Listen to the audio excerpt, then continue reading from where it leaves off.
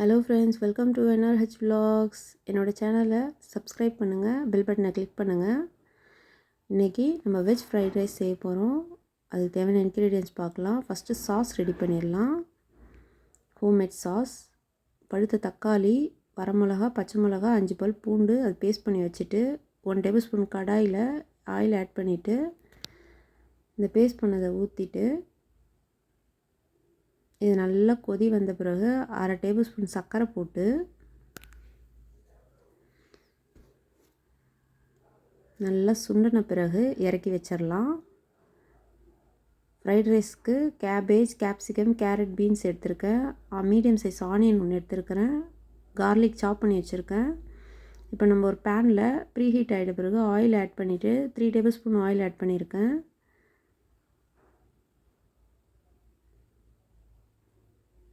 Garlic, onion எல்லாத்தையும் போட்டு நல்லா வதக்கிட்டு பிங்கிஷ் ஆன பிறகு, கோல்டன் ப்ரௌன் ஆன தேவையில்ல, பிங்கிஷ் ஆன பிறகு கேபேஜையும் போட்டு நல்லா வதக்கிட்டு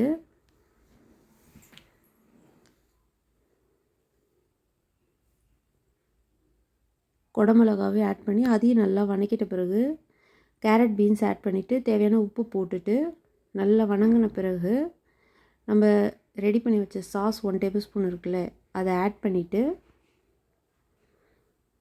ரைஸ் ஆட் பண்ணிவிட்டு ரைஸ்க்கு மேலே பெப்பர் 1 டேபிள் ஸ்பூன் ஆட் பண்ணி கொரியாண்டர் லீவ்ஸ் போட்டு ஒரு மிக்ஸ் கொடுத்துட்டு இறக்குனீங்கன்னா ஃப்ரைட் ரைஸ் சூப்பராக இருக்கும். இதை ட்ரை பண்ணி பாருங்கள். என்னோடய சேனலை பிடிச்சிருந்தால் லைக் பண்ணுங்கள், ஷேர் பண்ணுங்கள், கமெண்ட் பண்ணுங்கள். தேங்க்ஸ் ஃபார் வாட்சிங்.